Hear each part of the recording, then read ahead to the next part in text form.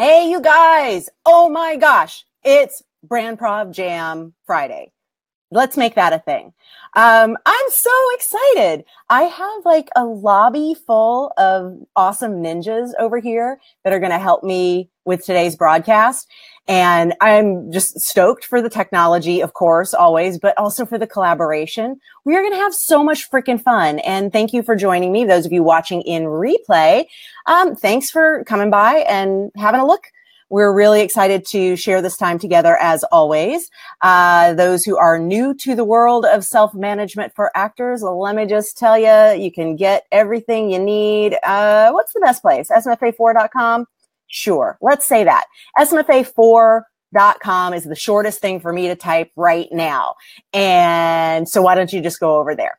Because from there, you can get information about self-management for actors, the best book for actors, for the business side of acting. Let's be fair. I'll give some room for the craft books out there. All right. But the best book for actors who are on the creative journey, wanting to have a whole lot more joy on that journey and find more empowerment and more fun ways to be in control of the few things that we do, in fact, control in this awesome, beloved industry of ours. I'm Bonnie Gillespie. I'm your host today for this Brandprov Jam. And I started to say improv jam, and in a way, I should probably back up and explain where the word Brandprov came from. Because improv is at its base, as you might imagine. I was actually instructing an online class, my first ever online class. So this is like 7 years ago. It's been a minute. And I'm always early to the party. I'll lurk then lead, but I get there early because that's how you like stake out. Talk about being on brand. You stake out your little corner and then just kind of watch everybody, figure everybody out. And then you come into the party and run the place. That's me. And that's right there a little bit of Brandprov, because I just told you how I am at a party in an on brand way.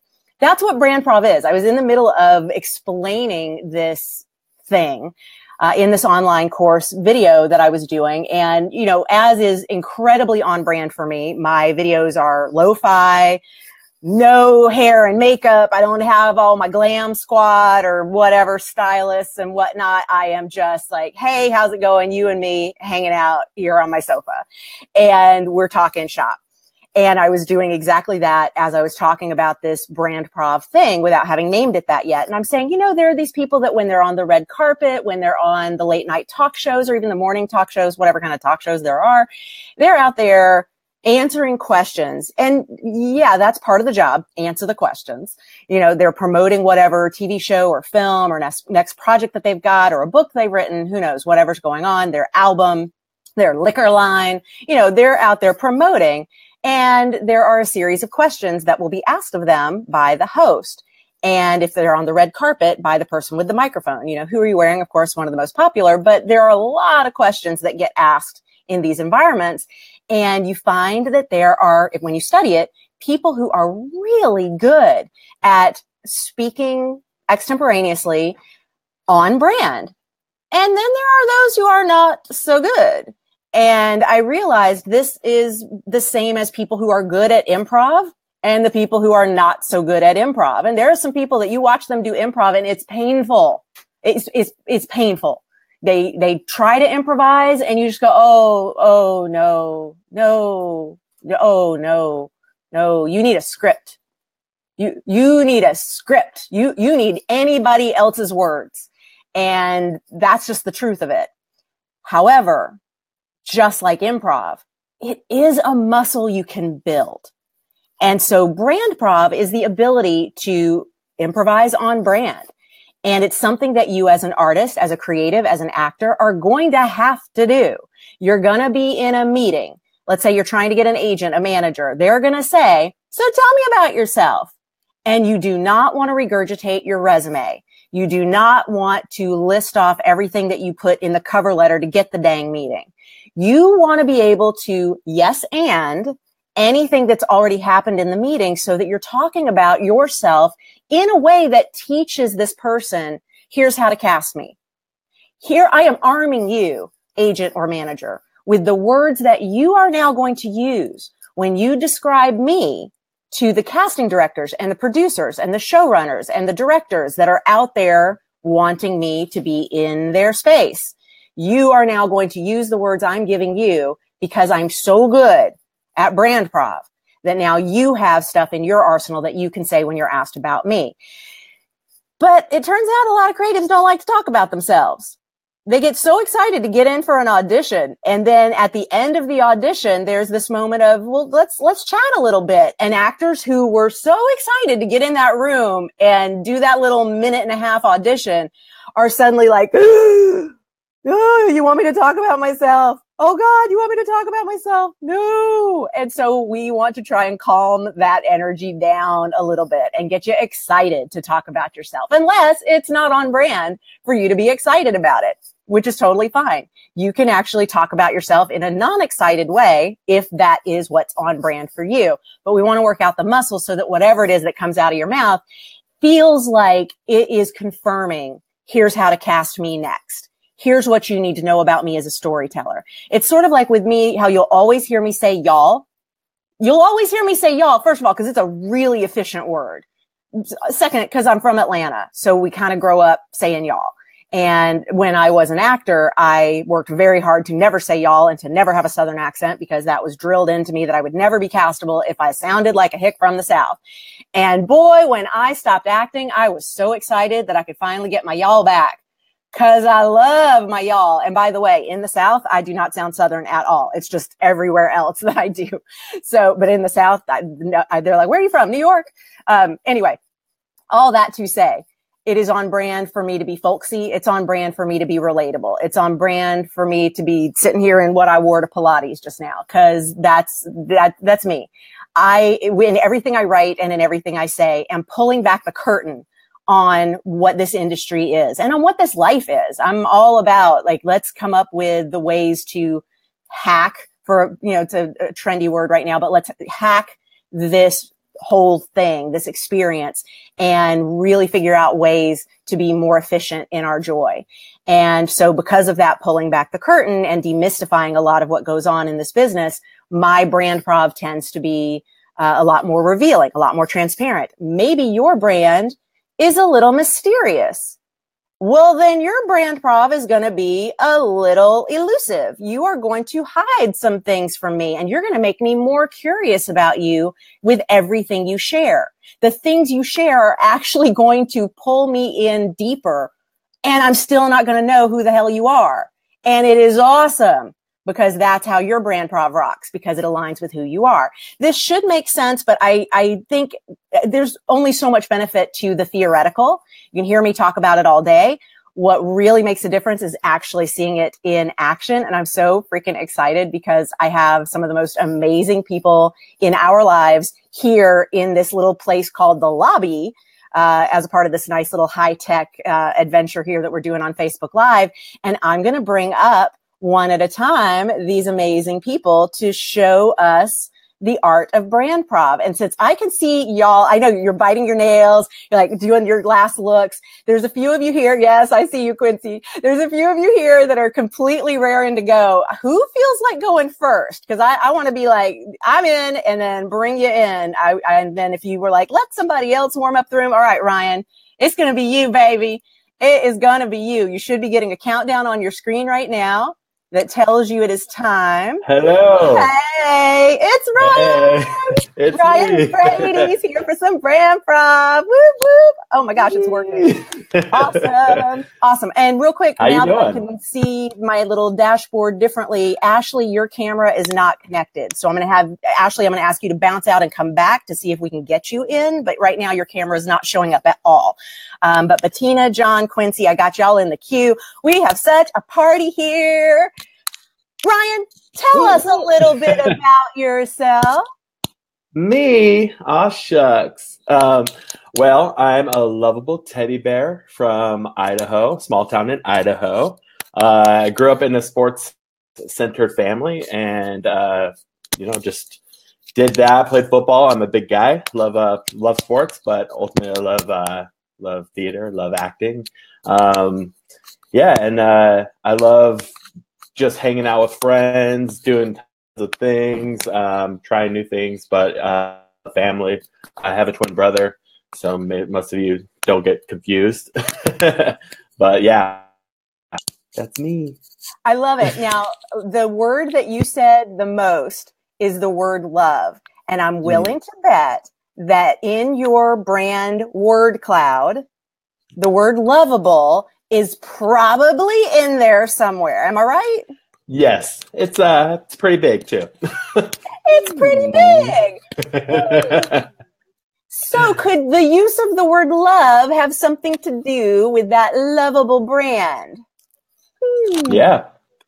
Dare we say that was strategic, or was it just coincidence? No, it's strategic. Yeah. Yeah, it was. Okay, I'm gonna do some Brandprov drills. I've got my little cheat sheet over here. You ready to go? We'll do some rapid fire. Let's do it. Okay. What's the last text you sent? I love you. I love you, baby. To my boyfriend. So good. That's crazy. And by the way, one of the comments that just came up is, "You are such a big teddy bear. I love your bear hugs." Like, oh, and can we talk about your hugs for a second? I'm an award-winning hugger, so I love hugs. So if you ever see me, meet me, I will. Instead of a handshake, I will give you a hug. I love that. And is this somewhere on your resume and your special skills? Am I remembering that correctly? It is. It is on my special skills. It's my last thing. So like the last thing they see is award-winning hugger. And how often do you get asked about that in the room? Quite a bit, actually. And most casting directors want a hug. And so sometimes I'm a little like shocked because, you always hear that like, oh, don't shake their hand. Like some of them are germaphobes or what, all that. But most of them want a hug, and I love it. And they're like, wow, you are a really good hugger. Oh, and I love that breaks through that barrier of maybe it could have been a cold feeling room, but then you kind of disarm them with this thing that's in your special skills that then they're like, well, we have to try this. Oh yeah. It's amazing. And it makes me feel more comfortable, and it makes me like feel like I know them now. And so when I come into the room next time, like usually, I've had a couple times when they like see me, they like call my name and then they're like, hey, and they hug me. And like then we go into the room. So like it already like makes me the thing. Yeah, it makes me feel really comfortable and like ready to do my scene. So good. And by the way, you're getting thumbs up from everybody who's like on deck right now. They're like, yeah, that's great. All right. What is your favorite city to visit? Now, and for those who are watching who are new to Brandprov and the world of self-management for actors, when I use the word favorite in a drill like this, I want you to understand that I'm actually not asking Ryan what his favorite city is. It's what the question is, what's your favorite city? But the answer is going to be what is on brand to be your favorite city. And so I want to make sure to mention that before we find out what Ryan's going to say, not just to give him time to think, because that he's an expert at this, even if we were to go rapid fire. But I want you to be thinking about, well, gosh, my favorite place to go is such and such, but my brand, the characters I play would go over here. And for most people, it's going to align, but for some, it might not. So it's just something to think about. Ryan, what's your favorite place to visit? I would have to be McCall, Idaho. It's a smaller town, a little bit touristy. So there's like, some new people coming and going, but there's just like a lot to do. It's very beautiful. There's a lake. And just people are super friendly. When you see people, they're always like, hi, how you doing? And just everyone's having really nice conversations and, suggesting and like, oh, go over here to this little like mom and pop shop. And it's just really like homey, and I really like that feeling. Plus, it has a really good nightlife. So, when want to hang out and like do karaoke and drink, nightlife in Idaho. I guess I never. You wouldn't. That's a little secret. Don't tell anyone. Okay. What is your most used emoji? It would be the little great, like the congratulations or like woot woot. This is like my woot woot. The little like I it's so funny. I'm like I never use that one. I would always be like the kissy, like a little emoji, like sending a little kiss, little heart kiss. But this one recently, just because like I think everything's like praise, like raise the roof or something. I love it. Yeah. Who's your hero? Who's my hero? My mom. She, she worked really hard. Like she, had a job and she raised my twin brother and I and my sister kind of by myself because my dad would travel a lot for work. So she put up with a lot, especially with my brother and I. We're a little trouble. But yeah, she's just a hard worker and she's still working hard and she's going to be retiring next year. So I'm just like really excited for her and she's great. So does she get to roll on the red carpet with you? Yes. She will definitely be the first person I bring on the red carpet with me. She's always been very supportive and I just couldn't imagine doing this without her. So. It's also on brand. In any of this, I would feel like I've got a better understanding of Ryan, how to cast Ryan. And if you could, before I boot you and bring someone else in, could you talk about what being able to talk on brand does for you legitimately in terms of casting and people's understanding of where to put you? Yeah, I mean, a lot of my, as far as like branding, knowing that, okay, like I'm a lovable guy, I'm friendly, like, and that comes off in my headshots and everything I talk about. So I'm going out for those roles of best friend, lovable, kind of loser roles. And being able to talk on that and then seeing that like makes it like, they're like, this is him. This is the character. And so it makes it easier. And even living my life, that's who I am. So it makes it easier going into the room. And Fabulous. Thank you. Hey, Ryan, thank you so much. I appreciate you joining me today. Thank you for showing off your Brandprov. Thank you. Have a good day. All right. Thank you. Oh, this is so much fun. All right. So y'all warmed up a little bit. You get a sense of how this all works. You're understanding a little bit. Like no one's going to drill you with rapid fire questions necessarily. Some of those questions could come up usually in a meeting setting. If it's like after the audition and that little chit chat after, or sometimes it's before. I don't know. When I'm holding casting sessions, I save the chit chat for after the audition because I figure you've done your prep and I want you to feel able to come in and give me what you prepped for the material. And then we can come out and chat about real life stuff, especially if the material is kind of challenging. But I don't know, some rooms, they want to chit chat first and then have you get all crying, emotional. It's weird, but that's not the order of operations for me, but whatever. I think that it's important to be able to use these drills as a way to work the muscle, not because this is necessarily the kind of question that's going to be asked in the room, but just being able to think of, well, what is my on-brand this, my on-brand that? And anytime you're watching any interview being done, you should be asking yourself, what would my answer be? What would my answer be? And even what I want to say is, even if you're sitting at a tier right now where you're like, that is so far off. Nobody's got a microphone coming into my face asking me who I'm wearing or what I think about the Weinstein scandal or whatever. Like, I'm not on a red carpet. It's not in my reality right now. I want you to know that now is the time to build the muscles for all the things you expect to be a part of your daily reality. Because if not now, you sure as shit don't get time to figure it out once you're on something that is a hit. You get no time. It's not like they can go, oh, you weren't media trained and your series lead on this thing that's become more popular than This Is Us, and you had no idea this was coming. Oh, well, that's okay. Take a couple weeks and meet with your media trainer and really get up to speed with how this whole machine works. Oh, hell no. They are throwing you out on that red carpet and you better be good. So let's get you good sooner by prepping with these types of tools. And thank you. I see the number in the broadcast going up. I really appreciate you guys sharing this and getting the word out that we are doing this live jam. I'll come through and answer your questions soon, but I want to pull somebody else up. So let me see hand who would like to join us on camera for round 2.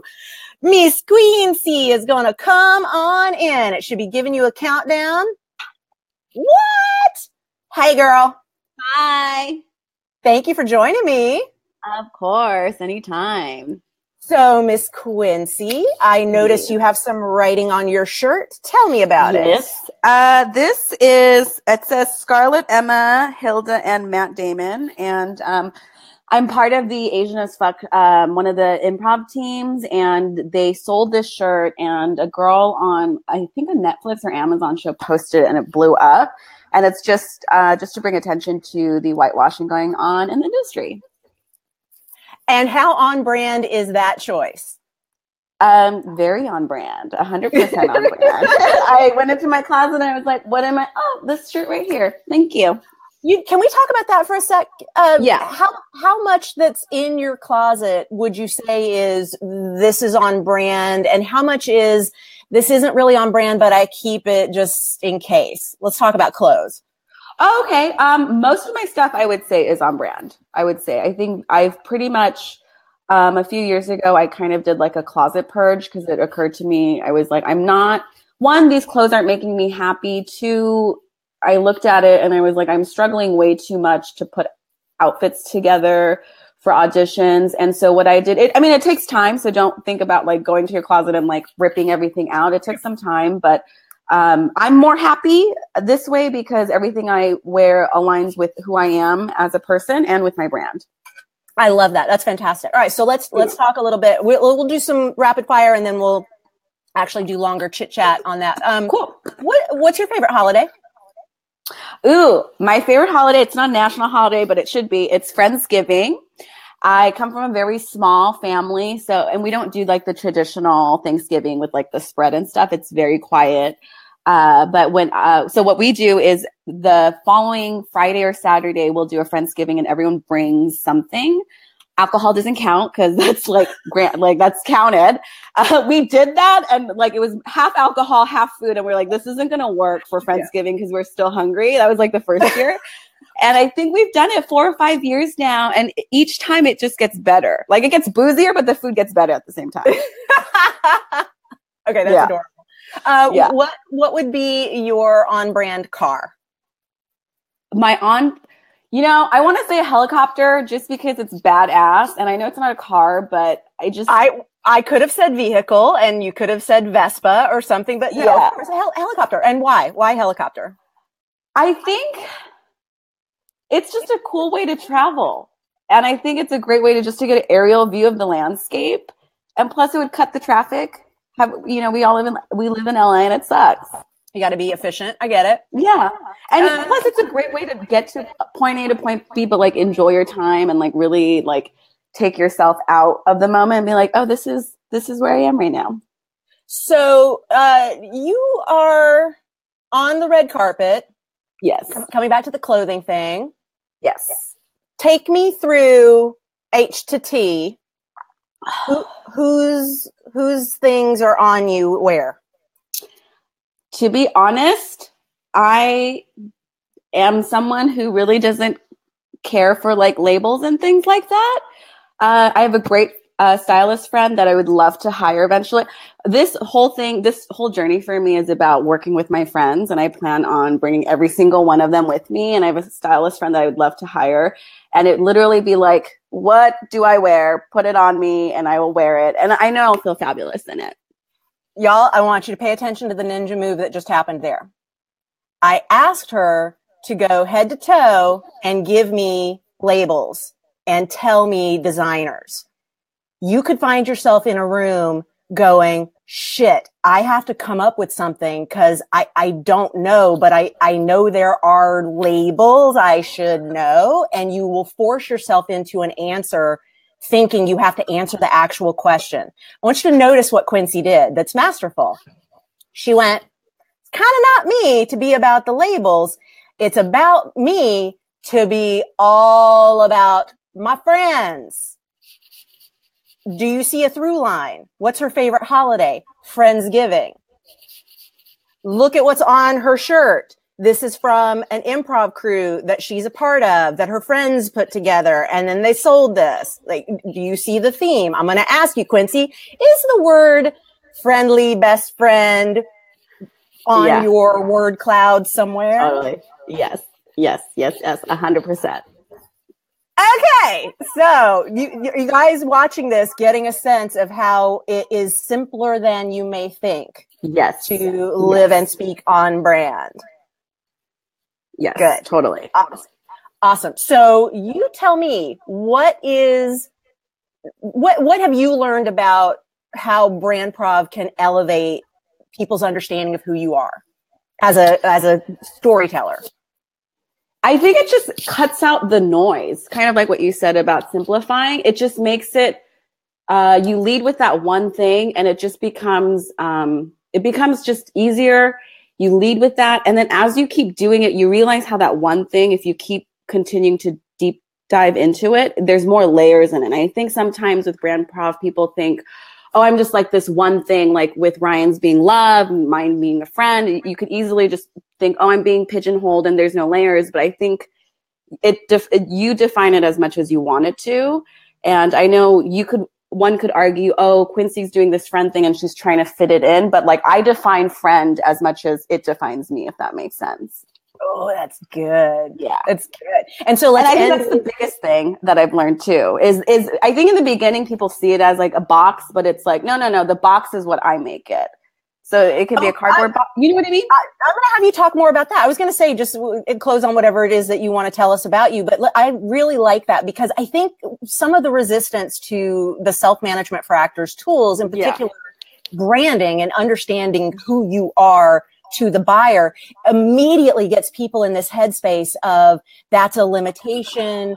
I became a creative so I could do all the things and I don't want to be put in a box. And so can you talk a little bit more about how you're actually building the box and creating its shape and all that? Yeah. I think when you come into a room, everyone has a specific vibe and energy to them. And I know best friends, being like a loyal best friend, the crazy, quirky best friend is kind of in my wheelhouse. But again, like the best friend that someone else is going to be totally different. And it's just like a generic term, and it's just how specific you want to get with it. Just like there's different kinds of shirts. Like there's not just one shirt. Like there's a ton of different shirts or blouses you can get. You can be a shirt with one button, two buttons, no buttons, like a tank top. And it's just, and I think as a starting point, it's important to start as like kind of putting little boundaries. But once you know what the walls are, you're like, oh, you know what? I can like push a little here this way and make it what I want it to be. Like this part of being a friend doesn't really align with me. So you know what? I'm going to shift it and make it my own. And I think that's where you can get really creative with it but you have to first learn the boundary before you can fuck around with the rules. I'm doing the Ryan. Yeah. Oh, yeah. Yes. Because what I say is the reason it feels so good to color outside the lines is because there are fucking lines. You have to have the lines.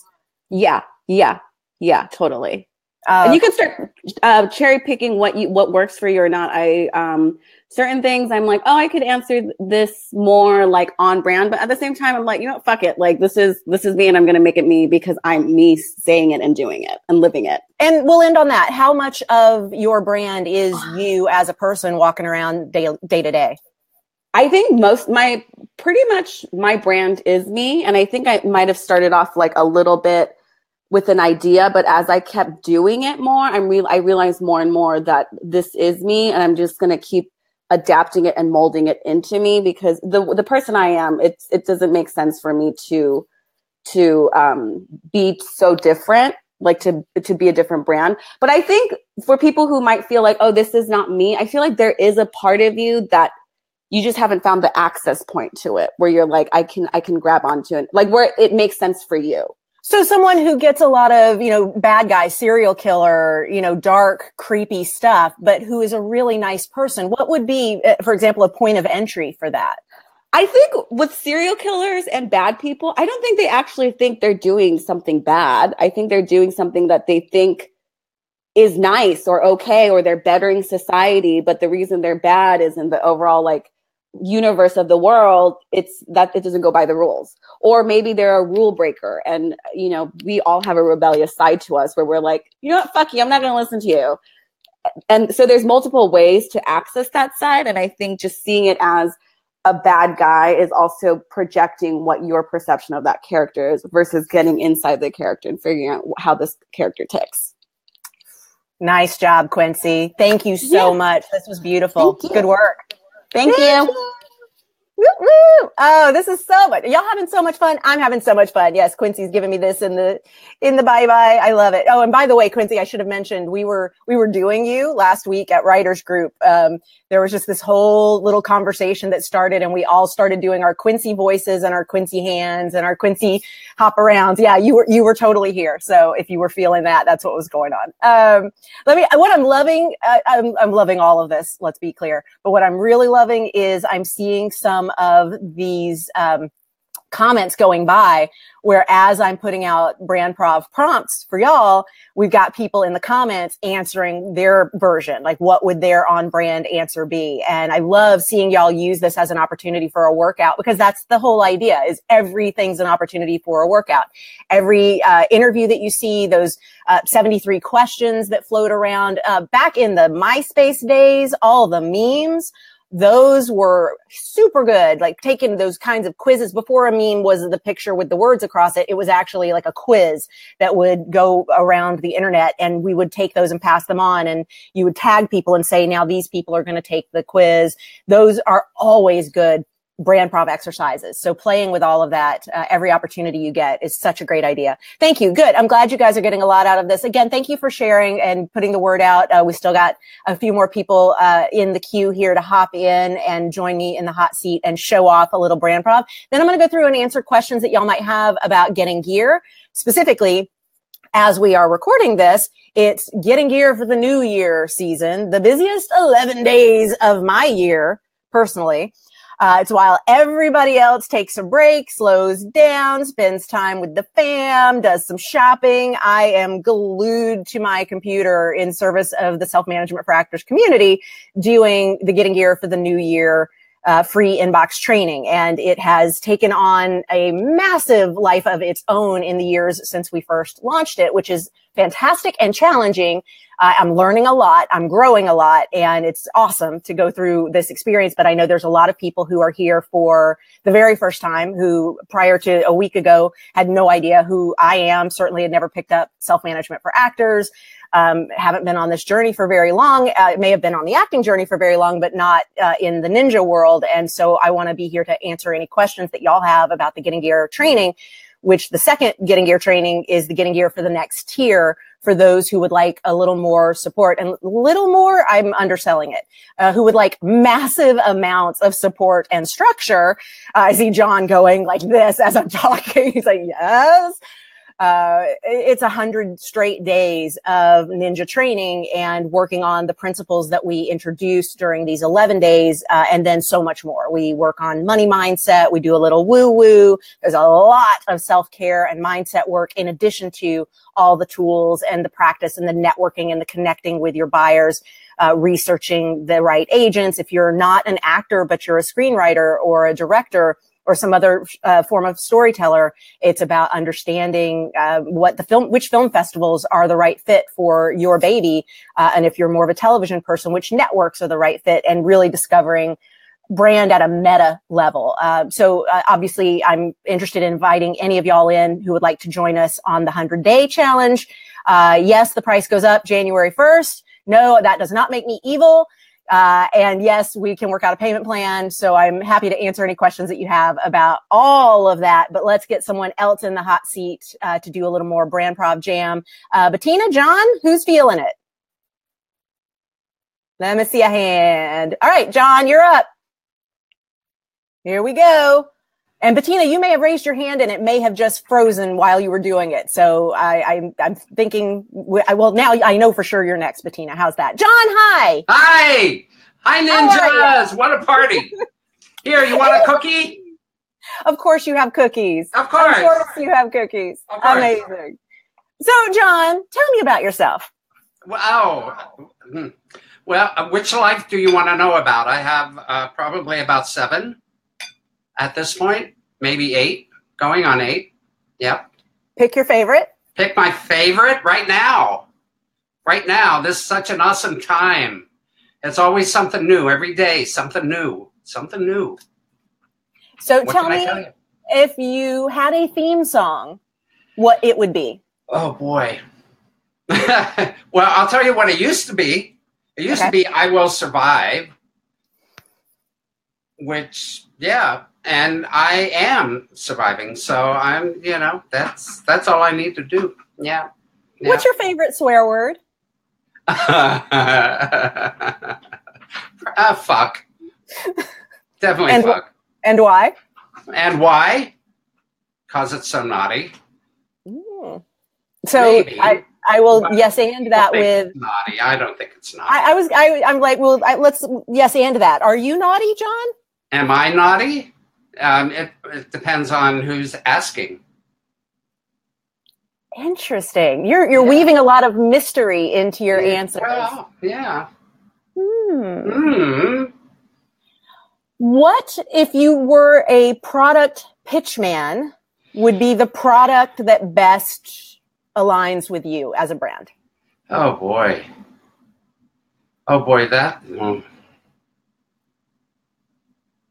that's a hard one. That's wait. I got to take a bite. Oh, cookie time. Oh, they're silly. KitchenAid mixers. That is silly. Tell me why. Why? Because they do 10,000 jobs, and just make life easier. They make life easier. They make things flow. They mix and they whip and they make pasta and they juice your oranges, and I don't know. Nice. I think they're pretty special. So tell us about these cookies, because here we are in this meeting space. You have brought cookies. Tell me about that. The cookies? These are gingerbread cookies for the holiday season that I make every year, and I decorate.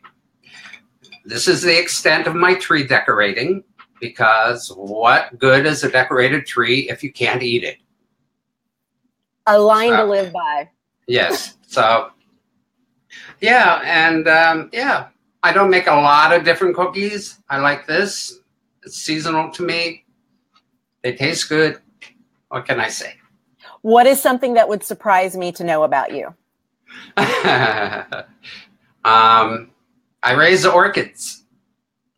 What? I raise orchids. Yeah. I need your touch, because I am the orchid murderer. Well, my partner and I are the orchid whisperers. So, if you could ship them across the country, Bonnie. That's what we're going to do. From here on out. People bring us their sick orchids. Yeah, that's what we need. Anybody gives me one, I'm going to go, actually, could you just get this to John? Because it's basically like sending it to the Green Mile. I even have a casting director's orchid that we're bringing back to life. I love it. Yeah. That's perfect. So talk to me, John, a little bit just now about what being able to speak on brand has meant for you and your ability to be understood by the buyers. It's very liberating. I find it because I find it to be very liberating and very freeing, because my actual on-brand stuff is essentially who I am in real life, and allowing myself to be a little more snarky than I usually am, or would like to be in polite company, if that makes sense. When you're with friends or with people, I mean, I can do it with my partner. We are snarky with each other all the time, and it's fun. And but speaking on brand can be, it's liberating when you can do it with somebody, a stranger, and they get what you're doing. They understand that that's a personality, that you are a part of your personality, but not necessarily all of it. Exactly. Right. Because how could we possibly share all of who we are in those tiny little moments that we get with one another, but we're making such big decisions about where you fit in the world of entertainment in that tiny amount of time. We've got to be efficient with how we use it. Yeah, that's right. Absolutely. Yeah. Awesome. And Thank you, John. Yeah, Bonnie. Oh, thank you. Yay! Yay. Happy cookies. Happy cookies. Yay. See you soon. Yes, sir. Oh my gosh, I love it. By the way, y'all, you should know, John's cookies are amazing. I haven't had the gingerbread with all the cake or the tree decorating that looked amazing, but I have had the gluten-free, I want to say vegan. I think maybe it was vegan. Okay, he's nodding. Yes. Gluten-free vegan with a hint of coffee or espresso or something magical that made it like full-on addictive chocolate chip cookies.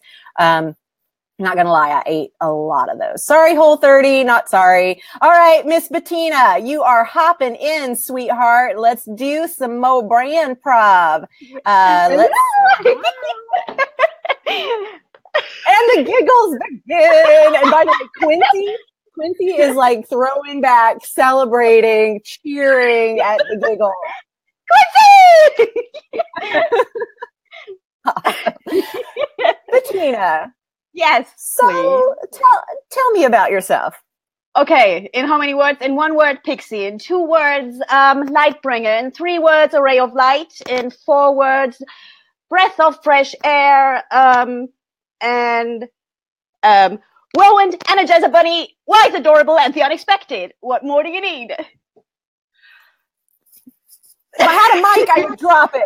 I do not have I have a mic on this. I would drop it. Like it's not as effective to drop my earbuds. That was amazing. And by the way, the whole time Quincy is just going, yeah.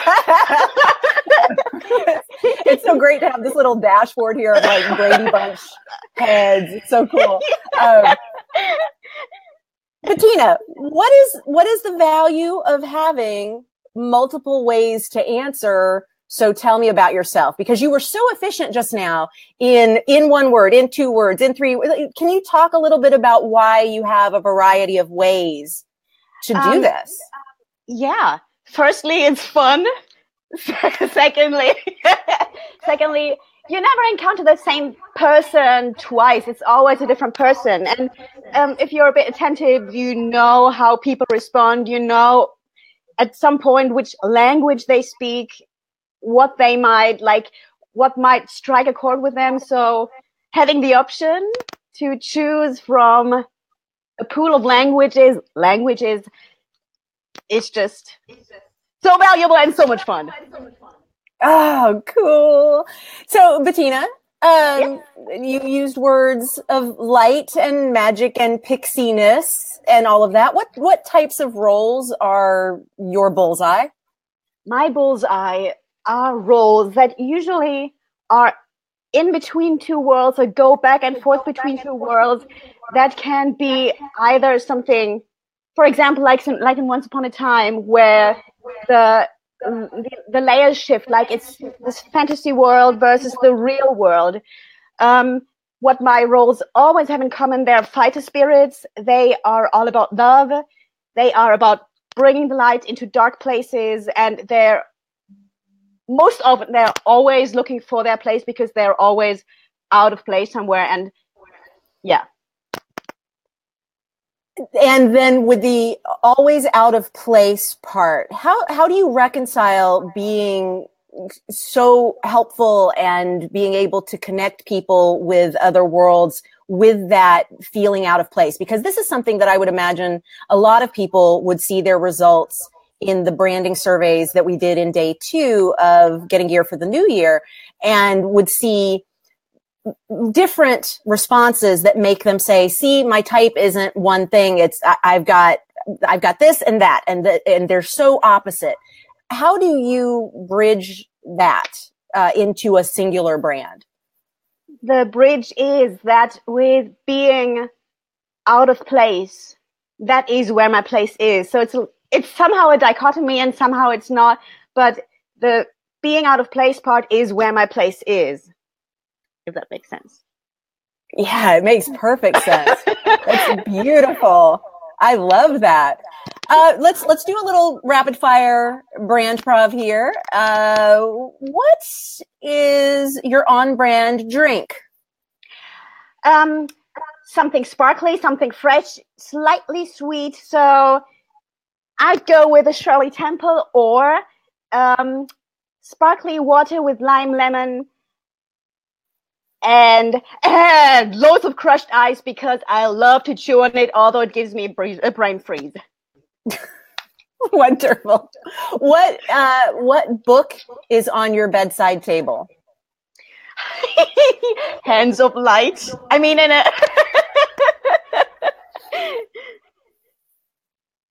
Awesome. I don't read much fictional, like recreationally. I usually read more nonfiction, but yeah. What makes you blush? Oh, open-hearted confessions and love and when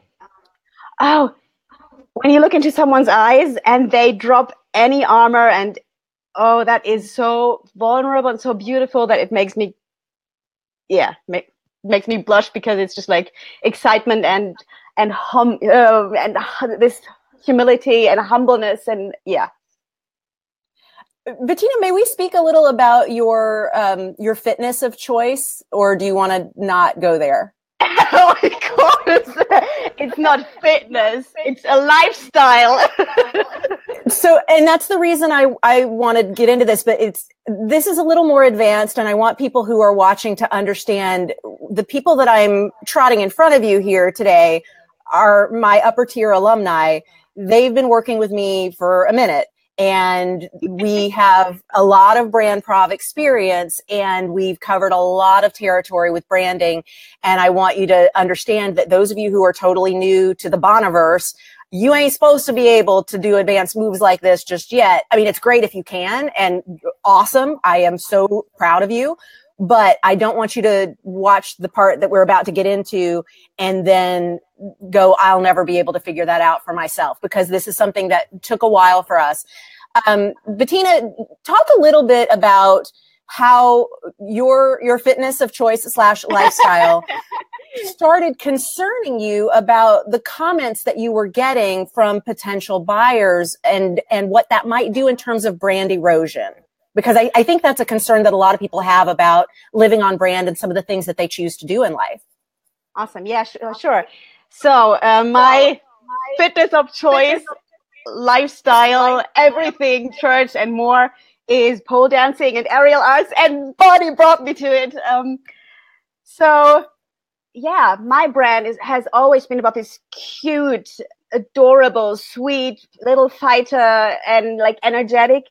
And when I started doing pole, like I discovered this other part of me, which has this sensuous quality and a sexiness. And I'm like, and at some point, Bonnie and I were working on it. And I'm like, I don't know how to reconcile that, because sexy and cute, and how does that work? Because I somehow assumed that cute is just cute and just cute. And we actually worked out that it is cute plus the unexpected. So the unexpected, and the reason why people were responding so strongly to it was because it was unexpected. It was not that it was sexy per se or sensuous per se. It was the, oops, what's that? I didn't expect that. This other layer that I get in real life too. Like people are like, oh my God, you're so cute. Oh my God, you're so childlike. And then after 5 minutes of conversation, they're like, oh, wow, you're so wise. And that's exactly the same pattern that I have there. Thank you. Beautifully said.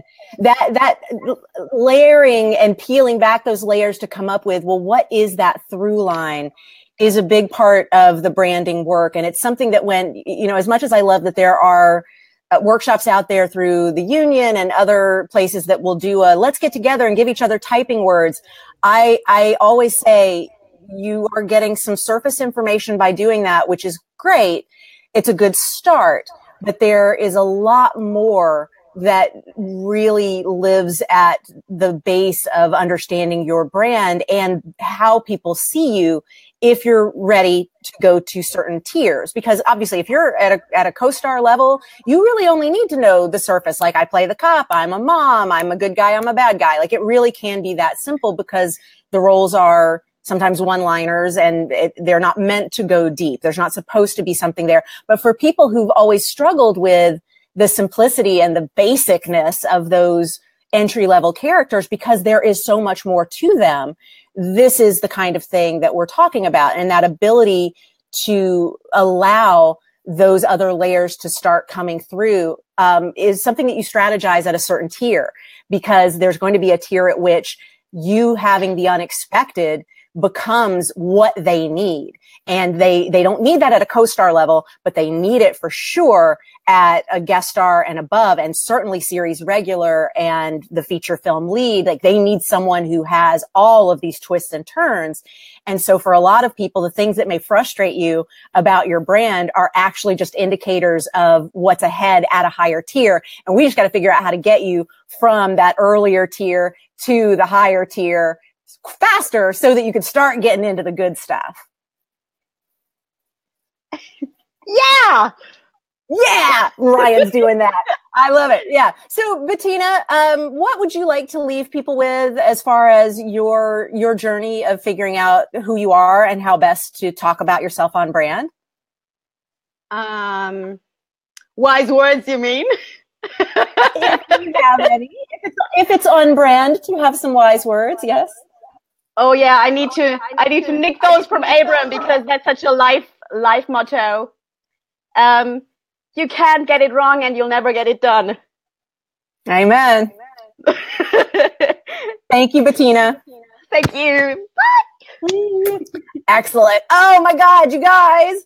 Holy crap. What fun. Ashley, your camera never showed up, sweetheart. So I'm not able to bring you into the room here, but thank you for coming out and coming back in. And I wish it had worked. Anybody who's in my lobby here want to come back on for one last comment or aha moment or anything like that before we head over to the comments and answer questions? Or you want to stick around in case you want to jump on? I'll leave you in the little waiting area. All right. And if you got to go, bounce out. You know how to do that.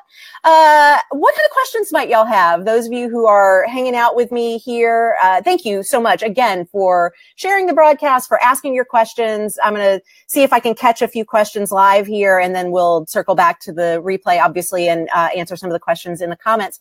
But I would love to find out what you would like to know about Brandprov, about getting gear, how your journey is going if you're doing the free 11-day challenge. And of course, if you have any questions about the 100-day challenge and want to get those questions asked while we're here sharing this time live, I'm happy to do that. And I, again, love how many people were doing the Brandprov along with us as I scroll through and see all these great answers to these same prompts that I was asking our on-screen guests. And again, thank you guys. Ninjas, thank you so much for volunteering to be here and on camera and a part of this. And we had quite a few who volunteered to join us. And I so appreciate the enthusiasm for sharing this with everyone.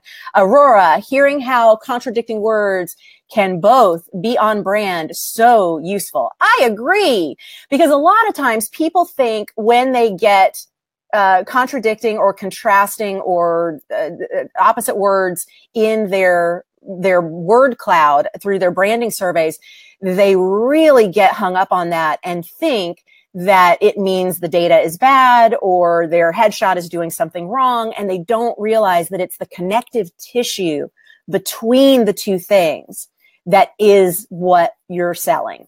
And that's why more data is more helpful. The more people you get to answer the question, who am I? What am I selling? What is my headshot selling? What is my demo reel selling? What does my website say to you? What does my bio say to you? What do I say to you live in the room? The reason you want tons of data on each of those individual factors is because then you can start to see the theme. You see, when you've surveyed 6 different tools, what word never leaves. No matter what. You've got the bad guy headshot. You got the quirky finger guns. Please don't have the quirky finger guns.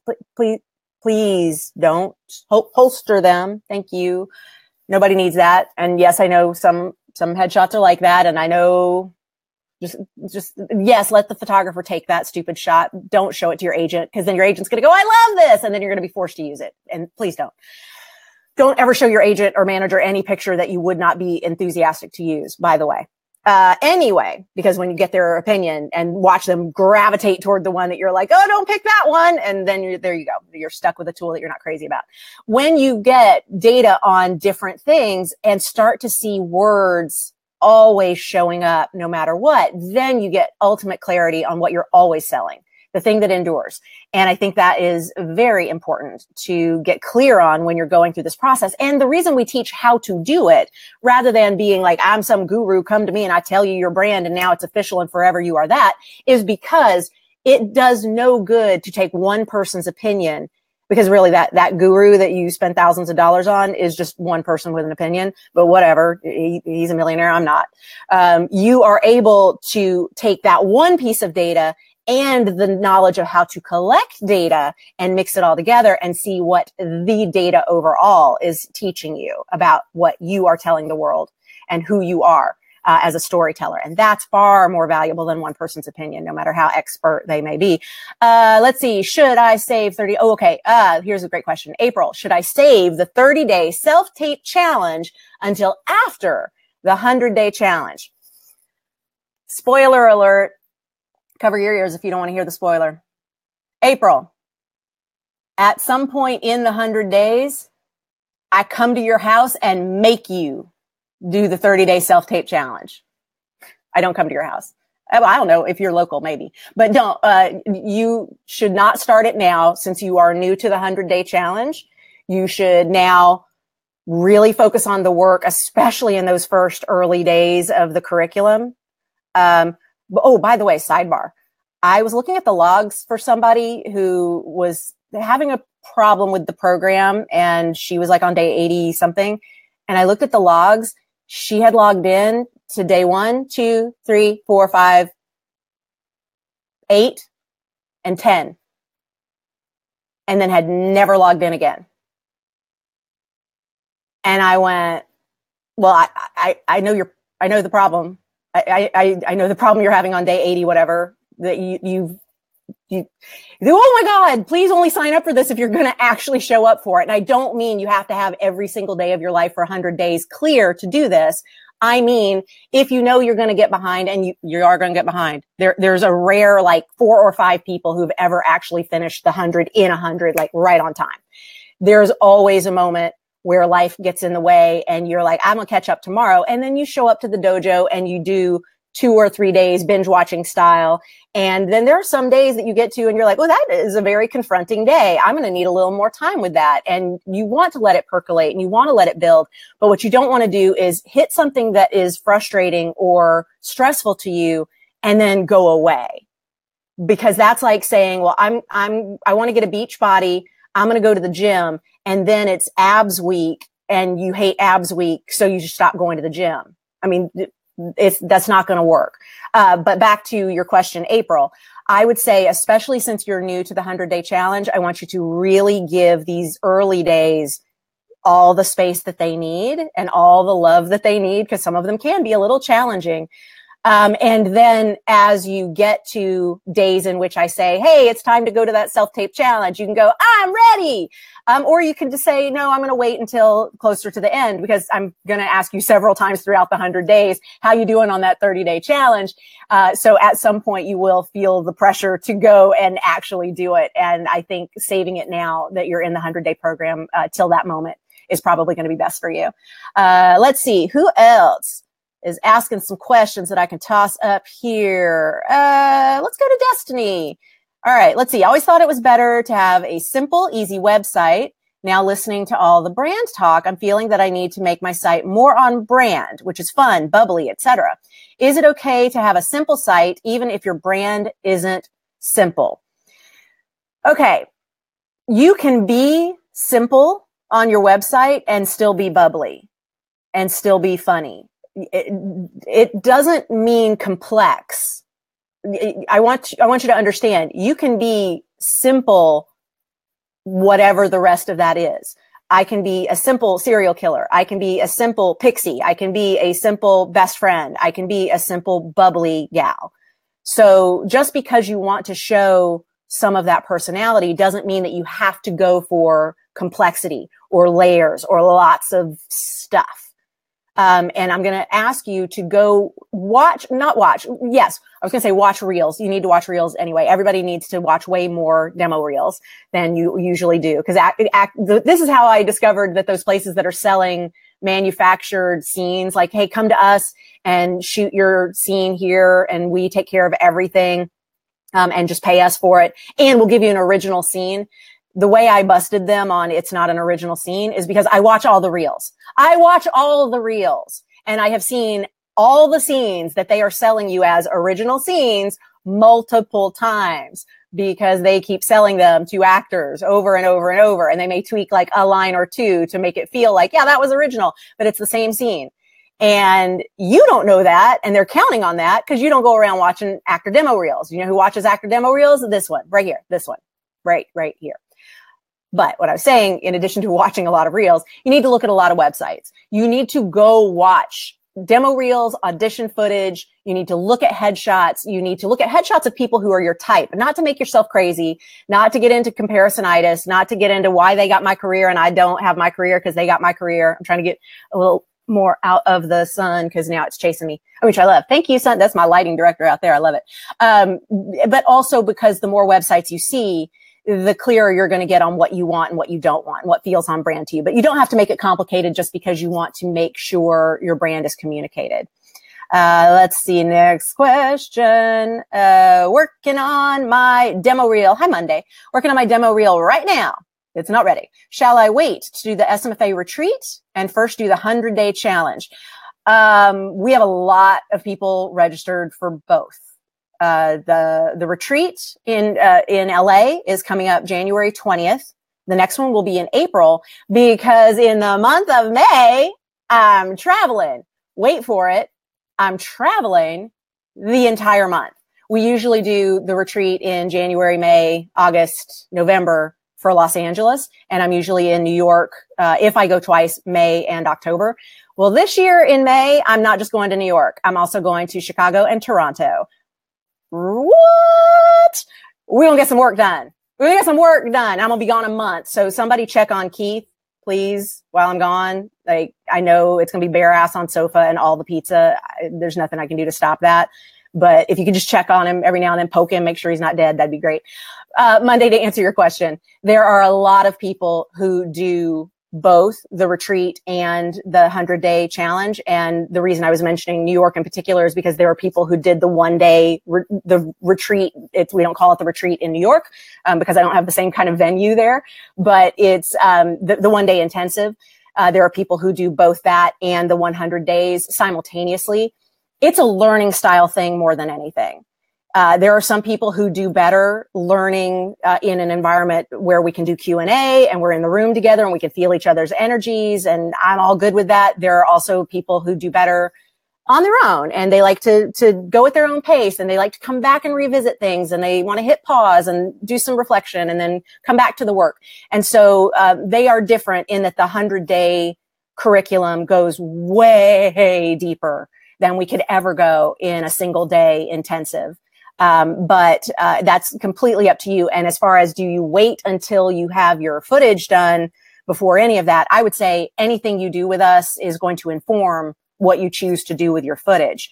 And so there are a lot of people who will say, well, I don't want to work with you until I have my headshots figured out. Part of what you can get figured out is your headshots. So I just want to make sure that that's clear. I got an email today from someone who was like, I wish I'd found you sooner. I honestly get that email several times a week. People saying, I wish I had found self-management for actors sooner. I wish this had been a part of my journey sooner. I wish I had done the ninja training sooner. No one has ever come to me saying, I wish I had waited.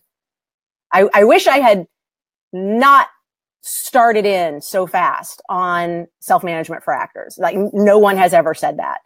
Because you can do it at your level, whatever that is. We work on layers. So believe me, the reason people stay in the 100-day challenge after it's over is because they're like, I need to do this again. Cause now that I know some stuff, I need to know some more stuff. And there's shit that's on layers here. And I know I'm going to learn more coming from this new perspective because you're constantly changing. It's why we teach growth management. We want you to be able to grow into your next tier. And sometimes that involves iteration, coming back around to the same information from a new perspective, and maybe examining different tools from a different place. Or maybe you've decided you want to conquer a different market, or you've hit a new tier. I have people who will coach with me to try and get to that first network co-star. Then they live in co-star land for a couple of years, and now they're ready to get that guest star, and they're having trouble. So they come to me and we strategize how to make that happen. Then that happens. They go away and work guest star for a while. I just got an email this morning from someone who's currently now at top of show guest. And she's like, I'm coming back because it's time for us to get serious about this pilot season and me having some series regular situation happening. And I'm thrilled. I see her probably once every 3-4 years for a bunch of sessions in a row to really strategize what needs to happen at that next year. And then she goes away and does all her magic and then comes back and we strategize for more things that we can make happen at the next year. So there's no one way that it has to work. So it's totally up to you. Let's see who else. I think it finds you when it's supposed to find you. Shalimar, I agree. And by the way, your photos are phenomenal. Oh, thank you, Shalimar. That reminds me. All right. I'm not announcing who's won the photo contest because for those who don't know, we're running, 2 contests. Yeah. 3, 1 is over. 2 contests. One is there's a tweet a day in the 11-day free training that when you push out the tweet, you automatically go into a randomized thing that my team is going to pull from on the 31st. And my team is using a robot to pull from because there's so many freaking people doing the challenge right now that we can't actually be humans doing it. We have to have robots. It's really cool. Thank you, Elon Musk. We are going to give someone who has been tweeting every day scholarship to the 100-day program. So if you've already gotten in and you win the drawing, you just get a refund. Or if you don't want the refund, you can use a coaching session with me instead. It's up to you. But the 2 contests that are still going are that one. I didn't tell you the contest that's over. The contest that's over, I'm going to reveal the winner. But so we've got the Twitter contest and then we have the photo contest, which is why Shalimar, you made me think of it because Shalimar, you've been taking some really great pictures with self-management for actors. And of course, I don't have my copy here because I'm the worst and didn't prep my props. So I don't have my self-management for actors here handy. But if you take a picture of you with your self-management for actors, you then go into the gallery over at the self-management for actors page at Facebook. And then from there, we pick most creative and, most enthusiastic. And then I think we also do a random one there. So like 3 or 4 more scholarships come in from the photo gallery. So I want people going through and hitting like and commenting on the photos that they're crazy about, because that also helps us see the ones that we may have missed on the team, because that one is based on like, where's our heart? So that one's pretty cool. So Shalimar, thank you for that. The other contest thing is the one that is now over and that I can announce. And now I got to find where I freaking where did I put the information? See, this is where Erin gives me the information and then I lose it, which is why I have Erin, because she helps me not lose so much stuff. So the contest was most referrals to Getting Gear for the New Year, because there was a little box that you filled out when you joined the free training that said, how'd you find us? And that when you put in your friend's name, the friends go into this thing to get a coaching call with me. And we decided the top 3 were so close in the number of people that y'all brought to our free training that I'm going to give away 3 coachings. So, and I'm so thrilled because these 3 people are amazing, wonderful, beautiful people that are alumni and that I'm super stoked to get to do. I mean, because of course you're alumni, you're telling people you need to do this training because you've done it and you're like, this is a good thing. You should come do it. We're going to do some one-on-one coaching. And so congratulations to, let's see, who is 3rd place, Lucy Russell. Thank you, London Strong. London, I will be seeing you in October. You didn't know that, did you? Yes, my month-long travel in October is going to end with a week in London. So I will be seeing you. I'm coming for you, London. And thank you, Lucy, for all the referrals. Representing the West Coast, we have 2nd place, Alex Wright. Thank you. Gorgeous. Alexandra, you're amazing. We love you. Thank you. Thank you. Thank you. You are Alexandria. See, now I'm doubting if you're Alexandria or Alexander, which is why I call you Alex. So Alex, thank you for repping West Coast. And 1st place by 1 referral. So Alex, you were right there. representing the East Coast, we got New York with Denise Ivanoff. So congratulations, ladies, and thank you for your referrals. The three of you are going to get coaching with me. Congratulations. Yes, but we are still doing the contest for the tweet a day, and the picture of you with your book for scholarships into Getting Gear for the next tier. And that was everything I was supposed to tell you. Yes. And the price is going up on Getting Gear for the next tier, January 1st, but I already said that. So do I need to say it again? I don't know. They say you're supposed to say stuff like 17 times or something. Who's got the time? Let's see what other questions we've got. But yeah, Shalimar, I'm loving your pictures. It's just amazing. What is the best way to find your log line? Natasha wants to know. Log line's an advanced move. This is something that we do in Getting Gear for the next tier. It is something that you are not expected to figure out. It's awesome if you do, as a part of this free training that we're doing right now. But logline is something that can take a while to get into. And it does involve a lot of the branding work. It involves a lot of the Brandprov and the So Tell Me About Yourself. It involves your bio. It involves the types of stories you know you were born to tell, and the alignment and intersection of all of these components shaken up in a snow globe, settled down, and then scraped into one little tweet length, old school tweet length phrase. It's a lot. You're asking a lot of a very short burst of information. And so it's not something that should come easy. It's something that, well, that's not true. It can come easy. For some people, logline is like bam. So it can. It can be right there in front of you. I didn't discover my log line until I was like 41.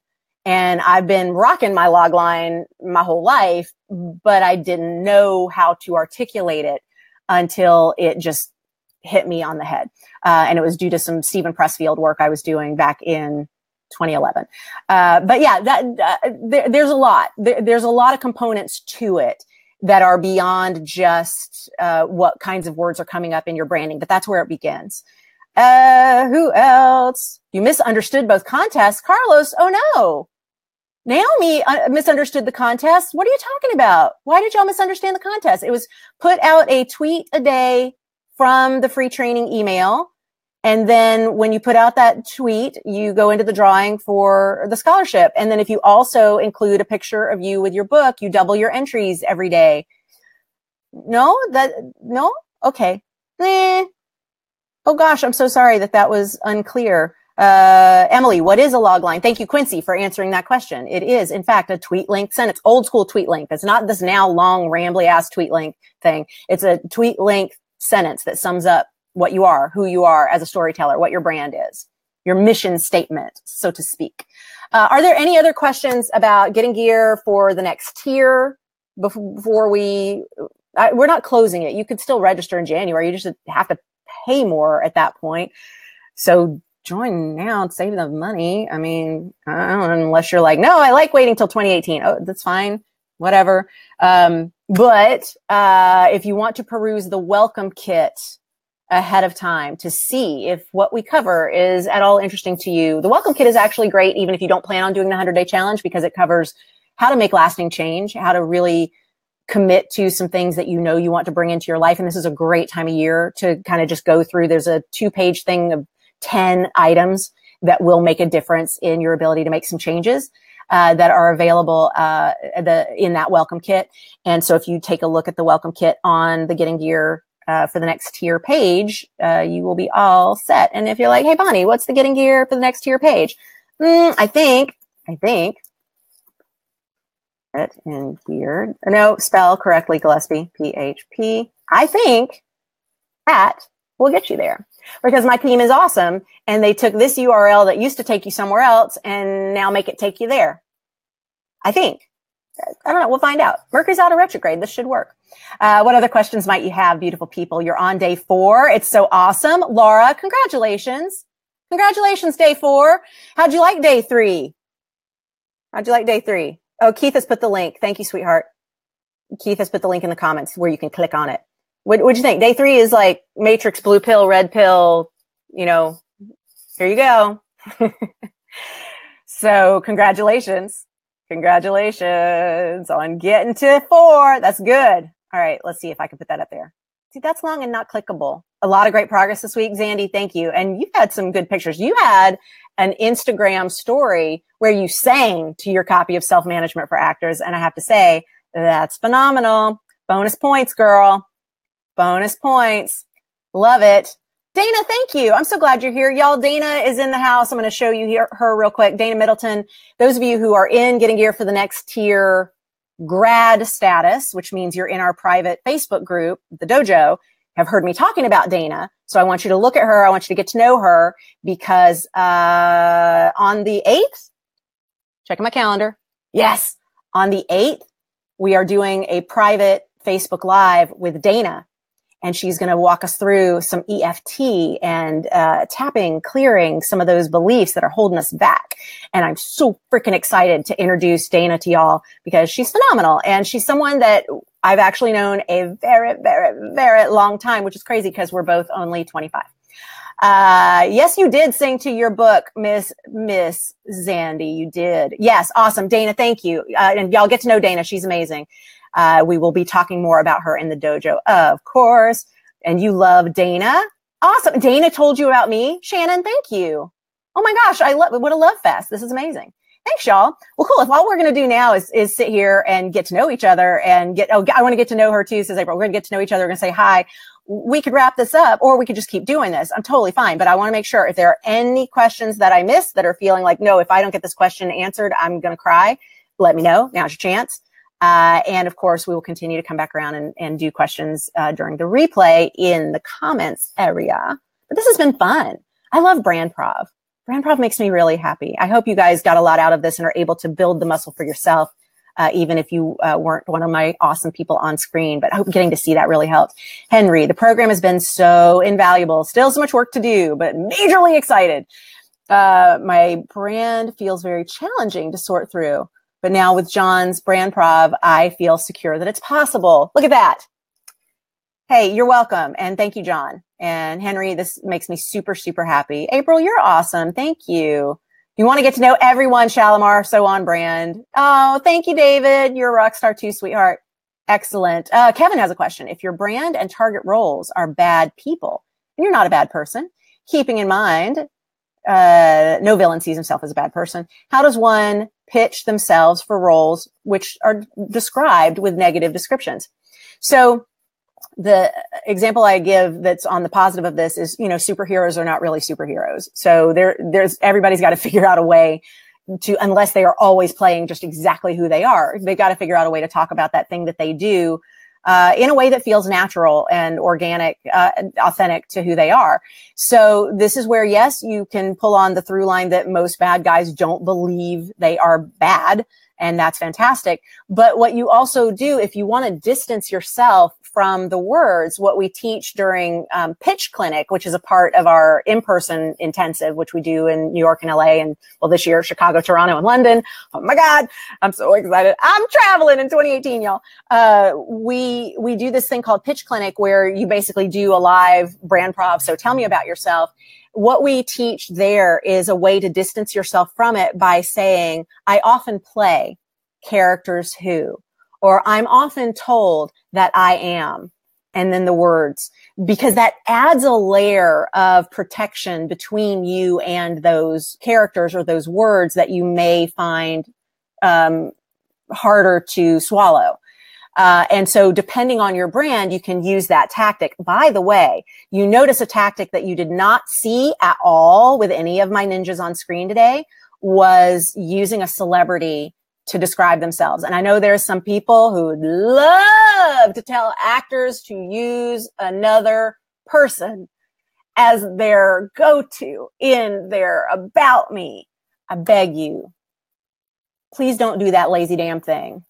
I said it. That's lazy. It's lazy. Don't do it. The reason you do it is because you think it's going to give us shorthand if we communicate with this other person as our shared connection for who it is that I am. Let them say that. If you get all the time, you're a so-and-so type, you're going to get it. Use all the words. And if you're like, well, I really, really want to use this person, use their breakdown.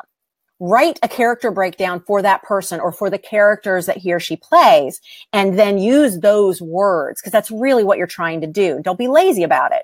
Just use the words. Then let me say in the casting meeting, you know who you remind me of? And then I bring up that person, because then I brought it up and you can yes and it with, you know, I've gotten that before, which is great because everybody loves to feel agreed with. Everybody loves the yes and. Everybody loves being right. So you just made the casting person right by saying, oh, I get that all the time, without you charging in with it, because when you charge in with it, you don't know my relationship with the person who you're trying to evoke.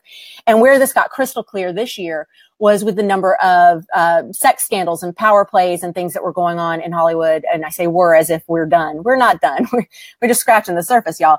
There are people that we have known were bad guys for a really long time. And maybe an actor who isn't yet in at a certain tier didn't know and had heard, but was like, I don't believe that. And so you come into me and say, I'm a Kevin Spacey type, and my brain does not go to the same place yours does. Well, today, I bet our brains go to the same place. But a few months ago, your brain went one way and my brain went another way, and you can't control where my brain goes. So I want you to be careful using other actors in your description of yourself. It's lazy and it's so fixable. Just write the breakdown for that person that you get all the time. Use those words in your about me. And then when someone else says, oh, you remind me of so-and-so, or you're the love child of such and such and such and such, you're like, I know, it's crazy, isn't it? And let them be right. And it feels so much better. All right, cool. Yes, Toronto. Yes, ma'am, Toronto. Buffalo loves to come see me in Toronto. Except actually, it was, I think Brian came to see me in New York rather than Toronto. But whatever. Buffalo definitely can get to New York. Buffalo can definitely get to Toronto. I think it's an even split, right? I'm so excited to come back to Toronto because I haven't been in years, and Toronto's been very patiently waiting for me to come back. And I'm super excited to get to do that. Love the idea of using the breakdown words of celeb doppelganger. Yep. It's ninja, right? It's like I do this for a living. I mean, let's go. All right, Julie, meet me in London in October. Let's do it. Let's do it. Are there tips for when your picture and look differs from how you walk in a room? Yep. Emily, fix your pictures. If your pictures are getting different results than you get when you walk in the room, fix your pictures. It means you have a business card with a typo in your phone number. Throw it out. It's useless. People trying to reach you, they got a business card with a typo in the phone number. They are never going to get those numbers to get to you. Same thing with a headshot that is getting different words than you get in the room. You have to work your ass off to get a headshot that aligns with what's coming in the room. If you've not done it, go to the blog post at bonniegillespie.com called The Best Headshots of Your Life. I think that's what it's called. It's either the best headshots you'll ever have or the best headshots of your life. But if you just put in best headshots Bonnie Gillespie in the Google, I promise you it'll be right there. It will teach you. I think it's the best headshots you've ever had. Whatever. It doesn't matter. It's one of those and Google will take you there.